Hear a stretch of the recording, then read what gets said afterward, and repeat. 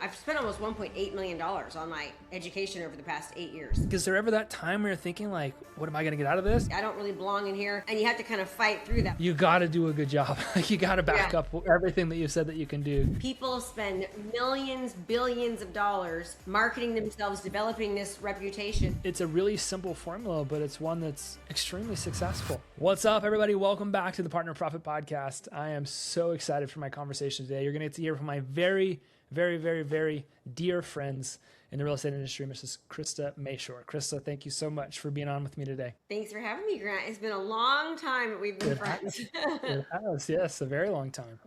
So for the people that maybe don't know much about you, give us a little bit of the backstory. How did you get to where you are today? I am a real estate and mortgage lender coach, and recently I'm also coaching entrepreneurs about AI and how to do sales and marketing. I was a top 1% real estate agent for 19 years. I've sold 2,300 homes and specialized in kind of like you back in the day, Facebook marketing, video, social media, sales funnels, that kind of thing.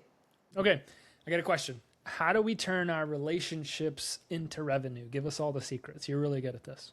I think just people before things, right? It's like you just kind of, it's like you and I were talking and you've been able to you've done 30 podcasts just in a few short weeks because of your relationships, right? It's like people want to work with people that they trust, and they want to refer people that they trust, and they want to help people that they trust and like, especially with just the way the world is right now with AI and they have people hiding behind their computer and, afraid to answer the phone, afraid to refer anybody, or afraid to click. It's like relationships have never been more important than ever. And also, the lifetime value of a customer is 16% higher when it's from a referral. And so it's really important to, referrals and partnerships and friendship is huge. How do you develop that trust? And I know something that you've crushed it with over the last decade, as long as I've known you, is video. So I don't know if that's going to be your answer or not, but how do you develop trust with an audience or with a person so that those relationships can form and you can do business together? I think, actions speak louder than words. And I think also when you do a really good job, that the word of mouth from other people travels really, really fast, and you get raving fans. And it's just a matter of your actions. It's like you do what you say you're going to do. You over deliver. For me, I've had the same students for some for 7 years now, and they're like, we're never leaving you because you always give us more and more. So I think that relationship it's even about the service that you provide, right? It's developed through show, not tell. I always say people before things, and the things will come. If you treat people well, everything comes, right? Like people over profits too. I think is a lot, and things just take time. I think it just takes time. Like even you and I, we've developed our relationship over how many years has it been now? It's about 7. It's been a long time, yeah. And we kind of like pseudo started as competitors because we were teaching people the same things. Yeah. But then there was a time where I was like, I don't think we're competitors. I think we could work really well together. And that is the case. We kind of were, but But I mean, it was different, but it's it never really felt like that. I think back, I might have had a more scarcity mindset than you did back in the beginning. That not so much. I've evolved over the years, but you were always really good at just adding value, and and we kind of both just sort of co-reciprocated, and always very much great respect that was earned. You have to earn it, right? Just like anything else. I think that's how the best developed relationships are given, and giving without expecting anything in return. Let's be honest. In business, there you always are hoping to have something reciprocated, right? You're not doing something just for philanthropy. People are in business to make money and to do business. Then there's nothing wrong with that. That's the way humans are, because we all need to make a living. But also really truly having a servant heart and truly caring, and then it all just kind of and knowing that it just takes time, right? I think the way the world is, people are even more afraid and fearful because there is a lot of bad people out there, I guess to say. There's also a lot of great people, but just giving it the time it takes, and eventually it just happens. I think you're right. I've heard a lot of people say this, that we're in a trust recession with the rise of AI and with all this stuff going on. What would you say to that? Because I think relationships do naturally just take time to develop. It's something that everybody really wants something today, and they want something yesterday and the day before that. Everybody's like, let's just get to where we're going as fast as possible. That's not really how the best business relationships that I've seen form. But What would you say to like the trust recession comments? Where do you think we're headed? Well, research shows that the more uncertain a market, the more trust is needed, right? And I think in every aspect of life right now, we are in an uncertain market. Like the world is so afraid, and quite frankly, like as much as I'm an advocate for AI, and I love it, and I'm obsessed with learning about it. And I've spent hundreds of hours, no exaggeration, and over $100,000 hiring coaches to learn it. Because I know so much, it is scary. Like it can be really, really scary. It's just in the past 2 weeks, what's happened with AI is just unbelievable, right? Like with the Claude bot, Claude code, whatever you want to call it, the idiot bot. The molt bot. I watched that like unfold on Twitter, and I was like, me too. This can't be real. It's like, is this really happening? Is this really happening? Is this really happening? It's like the timeline of that was just wild over a couple of days. It was.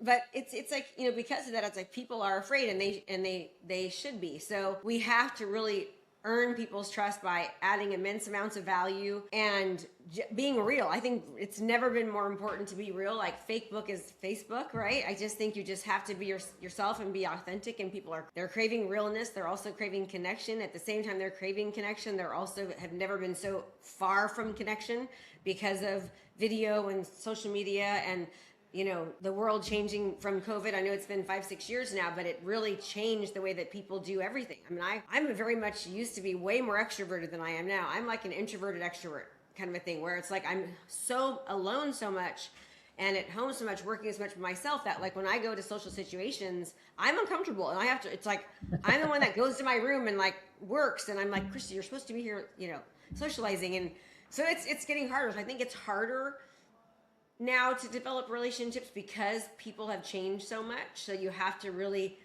understand that things take time, and the more sincere you are, it's going to help. Like just being a real person, going back to just being a real person.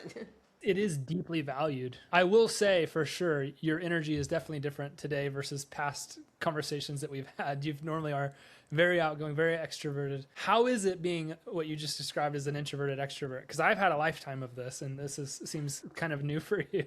Yeah. Oh, do I seem a little? I'm a little tired today. So if I seem like that, my mom and dad were like, we were just talking about this last night, and they're like, oh my God, no, you talk to everybody. Everywhere you go, you talk to everyone. I'm like, because people know me, right, from my marketing and stuff. But I mean, legit, I'm uncomfortable now when I go to places and like I have to like really, okay, you need to go up and talk to these people, and it's just I'm more awkward, I've kind of always been that way. Like if you put me in a room with like 5 people, I do not want to talk to anybody. But if you put me on a stage of like 5,000, I'm gonna crush it. Like I've never been able to explain that to people. Like I don't know why that is, but that's just kind of how I am. I'm become that way too, which is so weird, because before I would like most outgoing person ever. I talked to my husband when you got to need to be like, quit talking to everybody, and now he's even told me you have changed over the past couple of years. And it isn't because I don't love people, because I love people. I'm a total people person. It's just the environment. Like I think a lot of people that work from home are victims to their circumstance and to their environment that they're in, which is less social situations and less social interactions. And also, I mean, Grant, like it's really crazy because of the phones and social media and all these social networks. The youth are having a really hard time with developing relationships, and the stats on men never going up to a woman, and they're 30 years old, or the amount of men that still live at home under the age of up to age 30. Like it's crazy the way the world is. So that means that I think people crave relationships more than they ever have, but it's also harder for them than it ever has been for a lot of people to get them. It's a fascinating conversation, but it's a real conversation to have. I mean, it is irrefutable how much everything has changed and how important it is today more than ever to build real relationships and real connections with people if you're in business. This is something that I think that you've done a phenomenal job teaching people how to do at scale, like how to have a relationship one to many, how to through content, create videos or create social media content or email marketing campaigns that help you develop relationships with people at scale. But I'm finding it is getting harder. People want to connect with people that are real, like you're saying, that are maybe a little bit more vulnerable than they've been in the past, that are sharing a little bit more about themselves than they've ever shared. Because it's just so hard right now to know what's real and to know who's real. And one of the Well, things and that that's so crazy too with the whole clone thing. It's like, it's this, AI everyone's clone. so Yes. fascinated with clone. It's like, Yes. people I think want it's a people. ridiculous idea. Like you're outsourcing your relationship with your customer.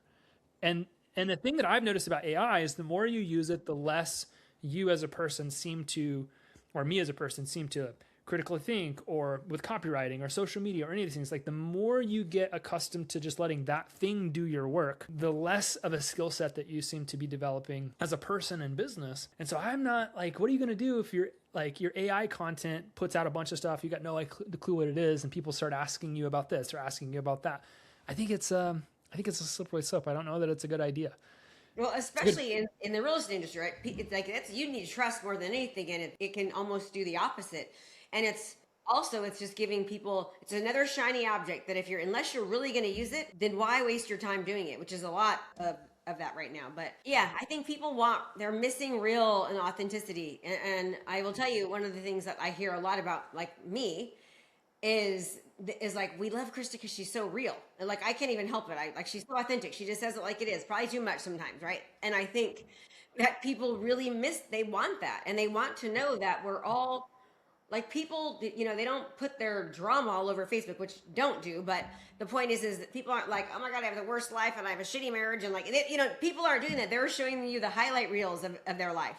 And so sometimes to have people say, man, I'm going through this, or I went through this, or this, here's how I'm dealing with something. People are like, they appreciate it because we all go through things, So I think it's, I actually learned about the parasocial relationship from you, many, many years ago. It's like, you create content that creates a parasocial one-sided relationship, kind of like when you're watching TV. And that's why content is so important. But a part of that content has to be real.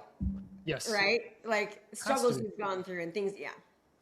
I mean, if you look at some of the most influential people in the world, they have shared some of their deepest secrets with the world. And I think that's why that's why you develop so much trust, or we develop so much trust. You go to parasocial relationships.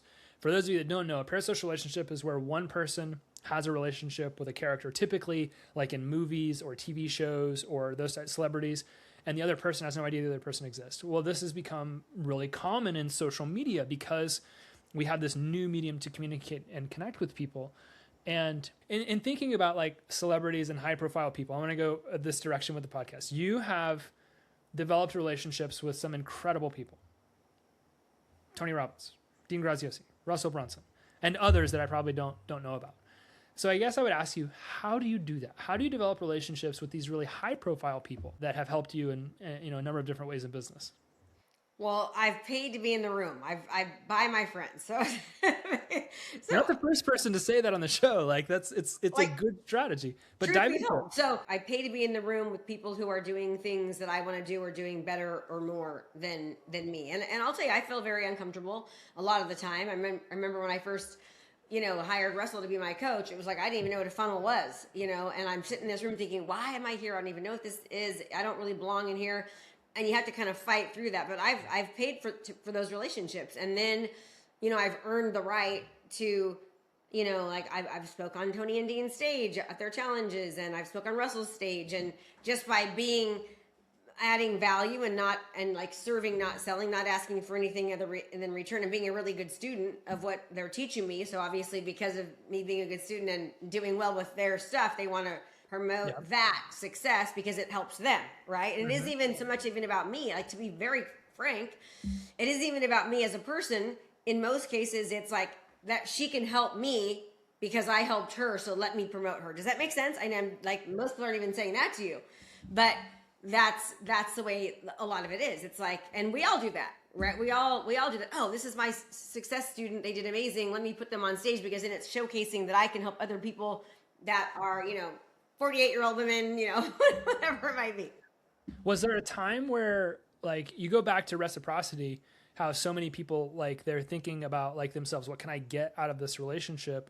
And what you just said is, like, pay to get in the room, give as much value as you possibly can, and be a model, basically, like, be a model student for whoever it is that you're working with. And what, like, is there ever that time where you're thinking, like, what am I going to get out of this? Or it's just like, no, I'm just going to give as much as possible, and it'll come back to me some way. Well, when I joined those type of rooms, it's just to learn, right? So I'm not there with like I want to be on their stage or whatever. That wasn't even a thought, honestly. I didn't even know about it when I joined most of these things. It was just how can I learn to be a better person? How can I? They're teaching this skill set. They've mastered it. They're great at it. I want to learn and collapse time frames from somebody who's done the thing that I'm trying to do. I want to make sure I do all the things right and don't do all the things wrong. I want to walk their path in the right order and skip all the bad steps. Right. So that's why I've hired, I've spent almost $1.8 million on my education over the past 8 years, like paying to be in masterminds, paying the best consultants, paying, the Facebook specialists, you name it, YouTube, every single salesperson you can imagine, marketing person, from Alex Hormozy, paying, to Russell, to Dean, to Tony, to all of them. And I just do it like being a good student and just doing what they say and having like wild success with it. And then because of that, and never asking for anything. I wish I was a little bit more aggressive with it. Like I get a little kind of in my head and a little nerdy and feel I don't ever want to bother people. So I'm not like the one that's like, take a picture with me, like that kind of thing. I'm always like, I don't want to bother you.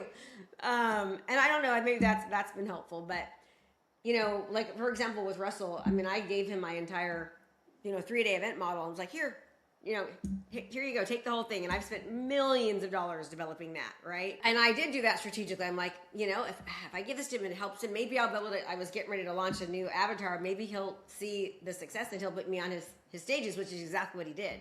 Right. So it's a matter of what can you give with the likelihood that most likely you won't get back anything ever. But sometimes you do. And yes, we all have ulterior motives. It's not like if we're in business and we're joining a business situation, I mean, let's be honest. You don't go on a listing appointment and hope that somebody else gets the listing. You go on a listing appointment hoping that you get the listing. you know, it's like it's the same kind of a thing. It's just in a different manner. Do you think that this philosophy works on like a hyper local level? Like, let's say two local businesses are, somebody's out there looking to partner with somebody on like more of a hyper local level. Like what I'm extracting from this conversation is pay to get in the right rooms, give more than you get, give without expectation, be a model student, meaning like help them in any way that's important to them. And, that's going to look good and not just don't expect anything, like do all of these things. Do you think that strategy that kind of it works with anything, any really national relationship, local relationship. I mean, me, I've always done help local and it's always about serve, not sell. Like you're always on a job interview. Somebody's always watching all the time. How can you add so much value to work? So this is a really good example where teach my students to teach marketing principles that I teach them to local businesses. So without asking anything for you, like to make their own like business networking event, but a business like a BMI, a business marketing type of it, where they teach them marketing. And then by doing that, right, they see the level of skill set that the agent has. And then inadvertently they're teaching, oh, here's how I market homes. And here's how you can market yourself. And here's what I do. So they're actually doing like a little mini listing presentation to all these local business owners, adding what they need more than anything, which is marketing help because they don't know how. And then they're attracting the type of client, business owners who have other types of clients that probably would be more likely to want to work with them, right? All from adding value, and inadvertently there's a huge domino effect.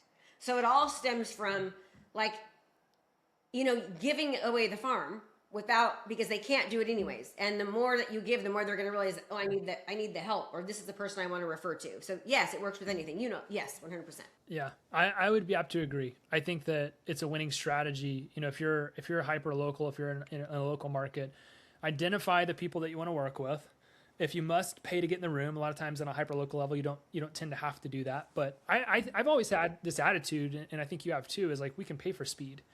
That's why we join masterminds and run advertising campaigns and all this stuff. Like just pay. Like Tony Robbins will let you in the room if you buy.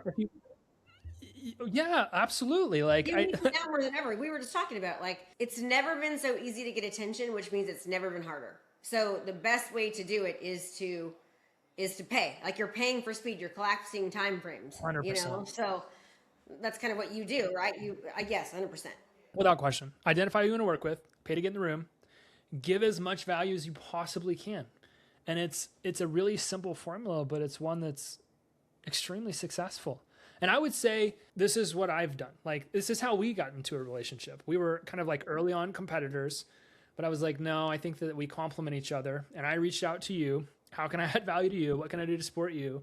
And it eventually led to like, hey, I want you to share what you do with my audience, and then vice versa. And yes, it took a little bit of time, but obviously we've had a very good relationship for years now as a result of. Well, and you do following an that process. excellent job, right? So because you do an excellent job and I trust you, Very I have important. To cap it no off, yes. problem putting you in front of my platform, Yeah, right? yeah. Because Do a there's good job. no better compliment than when somebody puts you in front of their platform. And you and I understand this very well, but most people don't understand the importance of somebody bringing you on their platform. People spend millions, billions of dollars marketing themselves, developing this reputation, and when they put you in front of their people, it's like they're vouching for you and you're a reflection of them. So there has never been a better compliment than when somebody, right? And so when you really understand that, you don't take it lightly. And from the receiving end, when somebody refers, that's the mentality they should have. Like, hey, I trust this person enough to be referring you. Yeah. And that's why it all works so well. That's why people have built, like you're talking about, billion-dollar businesses off the back of a strategy like this, because it's the transference of trust. If Krista trusts me, or if Krista trusts you, then I trust you. Or if Grant trusts you, then I trust you. And I could not agree more. And when you earn that opportunity to finally get in front of somebody's audience or to get leads or referrals or whatever it is, you got to do a good job. You got to back up everything that you said that you can do. And if something goes wrong, you've got to run towards conflict. You got to address things. You got to take care of people.